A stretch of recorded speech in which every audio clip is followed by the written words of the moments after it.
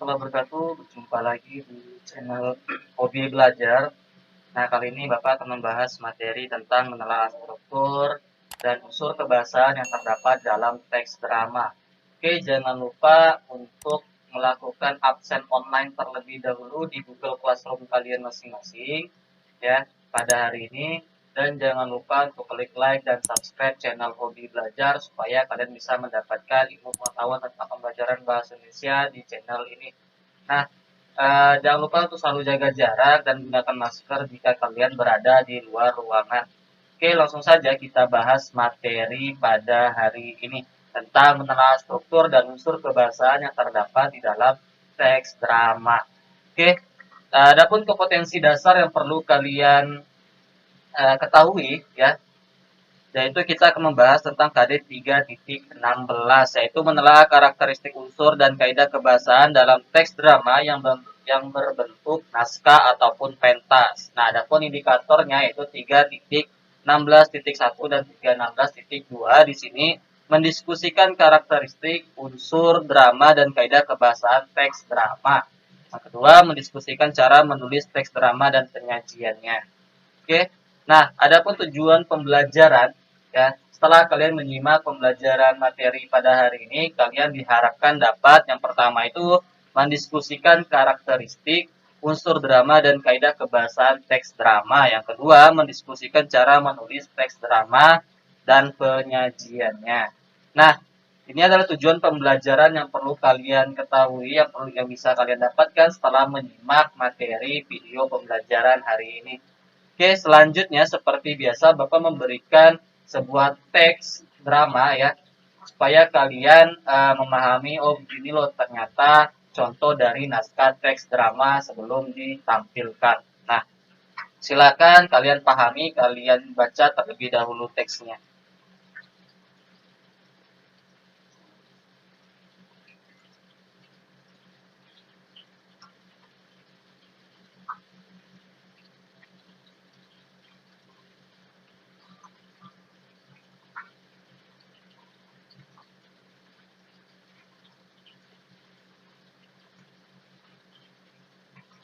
Nah, sudah. Nah, ini Bapak ambil penggalan saja ya sebagai contoh seperti ini dalam bentuk naskah dramanya. Nah, di sini di mana ada sebuah cerita terlebih dahulu yang disampaikan oleh narator ya di awal teksnya.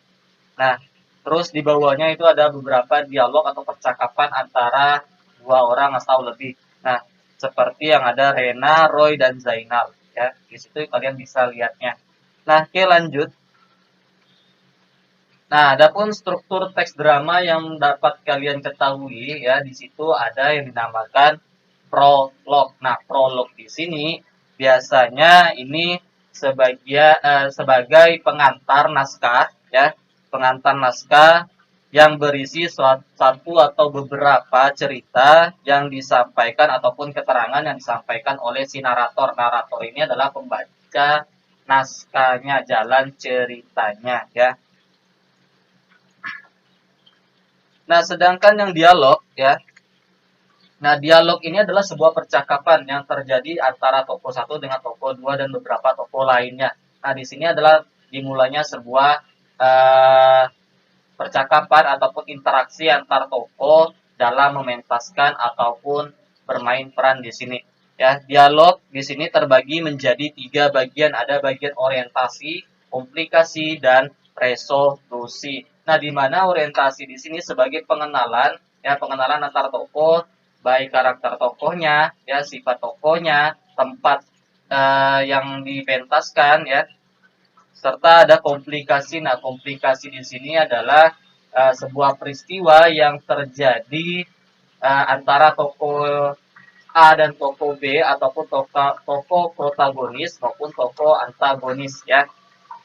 Di mana di komplikasi di sini memicu sebuah masalah dan puncak masalahnya. Nah, dan terdapat beberapa klimaks ya ataupun anti klimaks.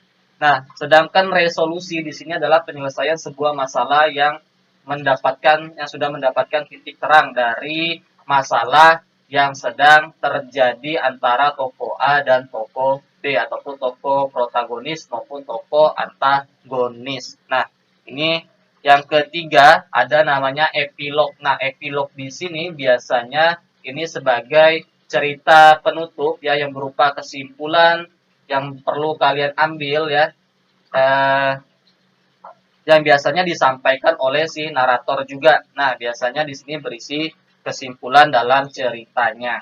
Nah, ini adalah 3 struktur teks drama yang perlu kalian ketahui. Ada epilog, ya, ada dialog, dan ada prolog, dialog, dan epilog. Nah, di dialog itu terdapat sebuah orientasi, komplikasi, dan resolusi. Nah, perlu kalian catat juga untuk materi pada hari ini. Oke, jika kalian ada yang bertanya ya, silakan saja kalian lakukan pertanyaan atau memberikan sebuah pertanyaan ataupun sebuah komentar di video pembelajaran ini. Nah, kita lanjut. Nah, di sini Bapak memberikan sebuah contoh mana sih yang termasuk ke dalam bagian orientasi ya. Nah, bagian orientasi di sini biasanya terdapat di awal ceritanya ya, di mana si penulis ya ataupun pengarang itu memperkenalkan para tokohnya dan tempat kejadiannya serta latar alur cerita yang awal terlebih dahulu ya. Seperti ini. Nah, seperti yang kalian baca di awal tadi, ini adalah bagian orientasinya. Sedangkan bagian komplikasinya ya di situ saat ujian. Nah, di sini permasalahannya adalah beberapa siswa itu sedang melakukan ujian ya.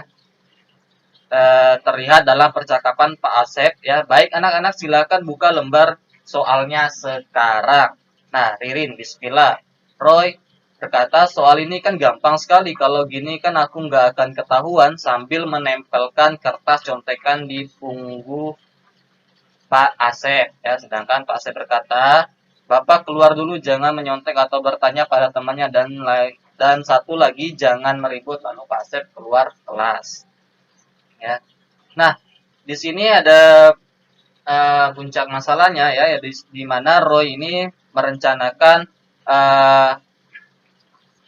sebuah contekan ya, coba contekan kertas, dan Roy bilang, bukannya yang ini, bingung. Roy, yang ini nih, sambil mengeluarkan kertas contekan dari dasinya ya.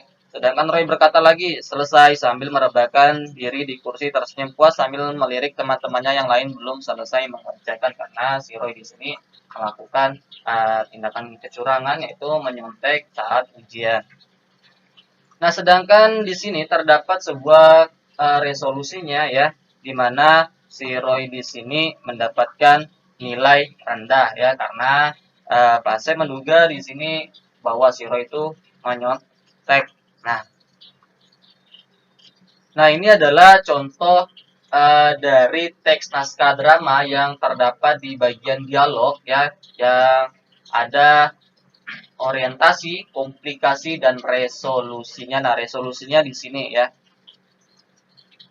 Nah, adapun epilog yang terdapat dalam cerita ini ya, di situ ada, akhirnya Roy menyadari kesalahannya dan berjuang keras untuk belajar. Dia tidak pernah menyontek saat ujian lagi. Nah, ini adalah sebuah kesimpulan ataupun pesan ya yang disampaikan oleh pengarang melalui naskah drama ini.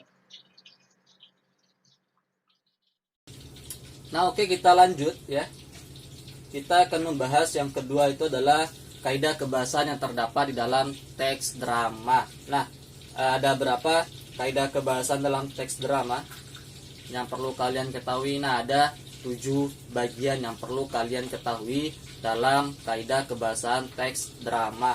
Oke, kita bahas yang pertama, itu adanya seluruh cerita drama itu berbentuk dialog. Ya pasti ya, karena dalam teks drama itu terdapat sebuah percakapan antara tokoh A dan tokoh si B ya. Dan yang kedua, itu dialog drama tidak menggunakan tanda petik 2. Nah, di sini dialog dalam teks drama ini menggunakan kalimat langsung, seperti yang kalian lihat tadi ya, contoh-contoh yang tadi itu tidak menggunakan tanda petik 2 di awal percakapannya ya. Dia hanya menggunakan kalimat langsung, tidak mesti menggunakan tanda petik 2. Oke, sedangkan yang ketiga, naskah drama dilengkapi dengan petunjuk yang harus dilakukan si tokoh. Nah, kalau kalian memperhatikan sebuah naskah drama tadi ya, di situ ada tanda kurung setelah percakapan ya. Seperti tadi Pak Asep langsung keluar kelas. Nah, si Roy mengeluarkan contekan di dasinya ya. Nah, itu adalah sebuah petunjuk yang dilakukan oleh si tokoh tersebut ya. Seperti itu dia. Nah, yang keempat, menggunakan kata ganti orang pertama, kedua, dan ketiga. Nah, tahu kata ganti orang pertama tunggal, kata ganti orang pertama jamak ya, kedua tunggal dan jamak, serta kata ganti orang ketiga jamak dan tunggal ya. Nah, kalau kalian belum mengetahui, Bapak memberikan tabelnya ya, supaya kalian bisa memahami mana sih yang termasuk ke dalam kata ganti orang pertama tunggal dan jamak ya.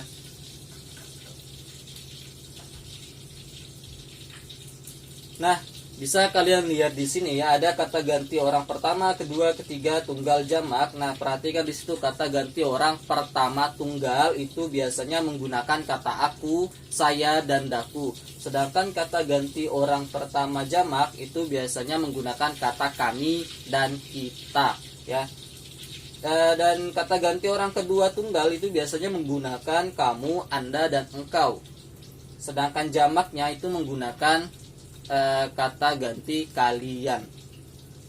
Dan kata ganti orang ketiga kata ganti orang ketiga tunggal itu menggunakan ia, dia, dan beliau. Sedangkan yang jamaknya itu menggunakan kata ganti mereka. Nah, bisa kalian catat kalau kalian takut lupa ya, atau kalian belum tahu, kalian catat kata ganti orang pertama, kedua, dan ketiga ini. Nah, sedangkan di bawah di sini ya, ada di bawahnya itu bisa kalian lihat ya, itu adalah sebuah percakapan di mana percakapan dialognya tidak menggunakan tanda petik dua ya. Nah, perhatikan di situ tidak menggunakan tanda petik dua. Nah, biasanya ini adalah bentuk kalimat langsung. Kalau kalimat tak langsung itu menggunakan tanda petik dua seperti kita ambil contoh satu percakapan ya, Rena. Nah, biasanya sebelum kata kalian udah belajar buat ulangan besok. Nah, sebelum kata tadi biasanya dia menggunakan tanda petik 2 dan diakhiri tanda petik 2 di ujungnya ya. Itu untuk kalimat langsung. Nah, kita lanjut. Yang kelima ya, kaidah kebahasaan dalam teks drama yang kelima itu menggunakan kata-kata tidak baku. Nah, misalnya ada kata ko, si, enggak, i, dan lain-lainnya. Nah, seperti itu ya. Jadi di sini dalam sebuah dialog kenapa menggunakan kata tidak baku? Karena dalam sebuah percakapan dalam drama di sini biasanya menggunakan kata-kata sehari-hari ya. Jadi tidak masalah kalau menggunakan kata tidak baku seperti ini, ko, si, enggak, i, dan lain-lainnya ya, atau kalian ingin menggunakan gua dan lo gitu.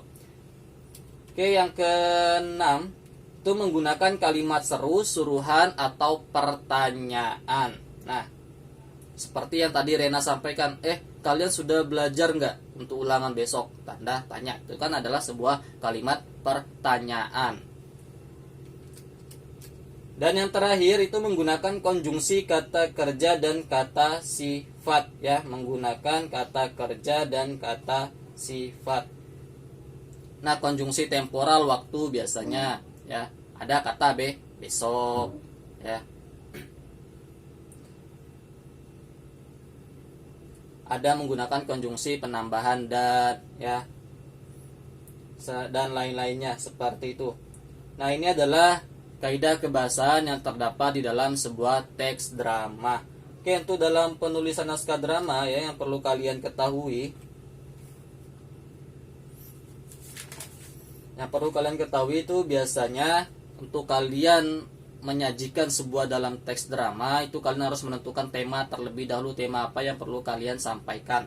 Nah, yang kedua menciptakan sebuah latar atau setting ya. latar di mana saja. Misalnya kalian di sekolah ya, latarnya menggunakan sekolah, rumah teman ya, ataupun di tempat rekreasi dan lain sebagainya.